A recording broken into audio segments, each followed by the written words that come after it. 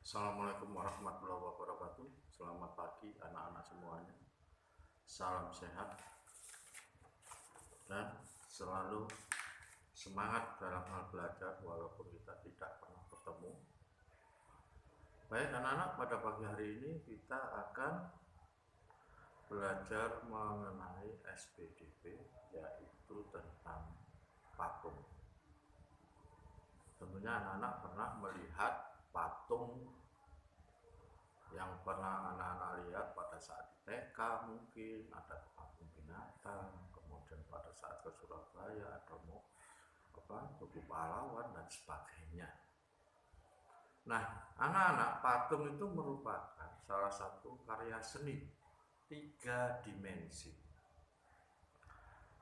Artinya 3 dimensi itu bisa dilihat dari depan, belakang, dan atas bawah, bisa dilihat secara keseluruhan dari segala sudut pandang. Nah, apa sih patung itu? Sebetulnya pengertiannya, patung itu adalah proses menuangkan ide atau gagasan, ekspresi ke dalam karya seni yang berwujud 3 dimensi dengan menggunakan beberapa cara, baik itu dipahat, kemudian dicetak, dicor, dan sebagainya. Itulah yang namanya patung. Nah, anak-anak, fungsi daripada patung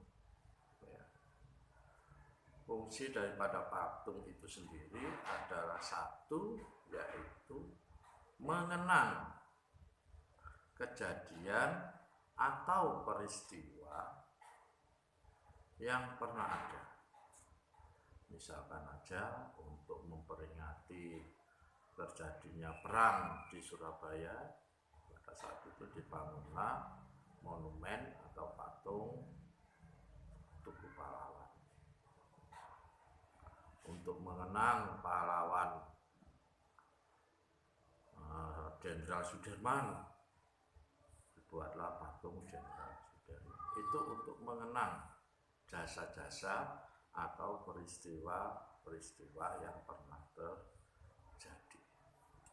Yang kedua, fungsi daripada patung yaitu untuk memperindah, mendekorasi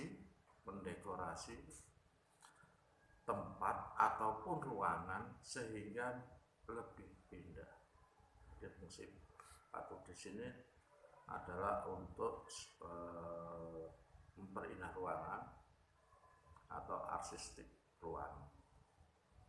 Yang ketiga, fungsinya selain hal tersebut di atas, seorang pematung ini pun juga akan menambah income atau pendapatan seseorang atau pematung tersebut. Pematung itu adalah orang yang membuat patung. Menambah income ini bagaimana? Misalkan dia membuat patung, membuat celengan gajah-gajahan misalkan, kemudian dijual. Nah, itu kan ada pemasukan. Membuat patung dari kayu, dipahat jadi bagus, dijual. Nah, itu pun juga akan mendapatkan pendapatan untuk dia. Dan masih banyak lagi fungsi dari patung. Tidak Pak Agus sebutkan di sini, cukup 3 saja yang perlu anak-anak ketahui. Nah, di dalam pembuatan patung ini ada beberapa teknik atau cara. Jadi caranya gimana cara membuat patung banyak sekali. Seperti misalkan satu, yaitu teknik cor. Teknik cor ini sebelum patung ini dibuatkan polanya dulu, baru dimasukkan bahannya, seperti misalkan adonan semen dan sebagainya. Ya. Kemudian yang kedua adalah teknik sambung, bahasa kerennya asbunding. Teknik sambung ini anak-anak bisa dilakukan misalkan dengan menyambung besi dengan besi. Kemudian seni kertas, adonan kertas dengan adonan ini itu disambung namanya. Ya. Yang terpenting menghasilkan suatu karya seni. Kemudian yang ketiga, teknik cetak. Dalam teknik cetak ini dibuat dulu cetakannya, baru dimasukkanlah bahan sebagai patung tersebut. Bisa perunggu, bisa besi, ya, dan lain sebagainya. Yang keempat, teknik las. Las ini tentunya anak-anak kalau ngelas itu mestilah benda-benda logam yang harus dilas. Misalkan disambung pipa dengan pipa, besi dengan besi, mosok besi sama besi mau dilem, kan tidak bisa. Haruslah dilas, jadikan satu dan seterusnya. Ini biasanya untuk seni-seni kontemporer, seni-seni yang modern seperti sekarang ini. Ya. Kemudian yang kelima itu teknik butsir. Butsir ini mengurangi atau menambah pada bahan patung tersebut. Misalkan saja anak-anak membuat patung dari plastisin, ya. Kemudian dikurangi, ditambah, dikurangi, baik dengan boleh dicuil, boleh dengan menggunakan alat dan sebagainya.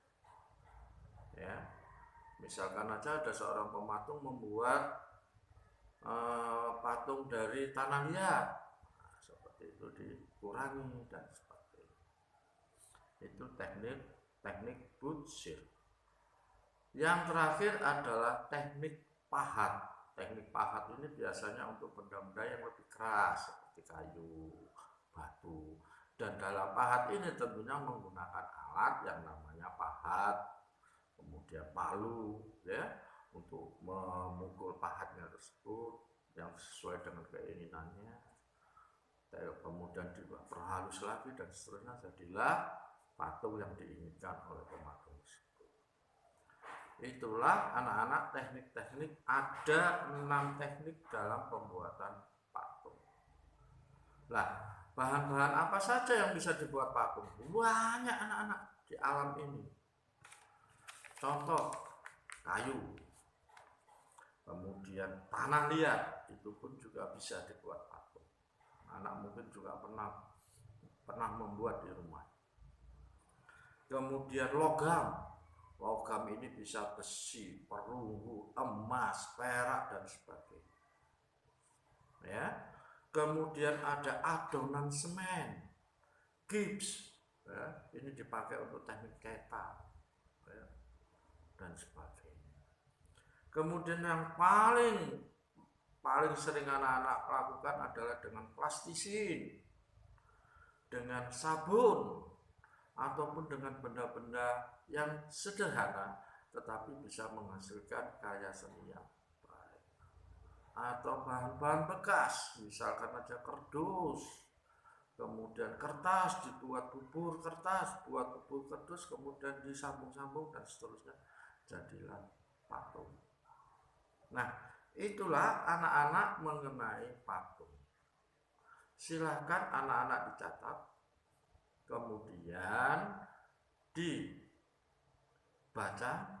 dimengerti mengenai arti daripada patung itu sendiri. Demikian yang bisa aku sampaikan. Mohon maaf.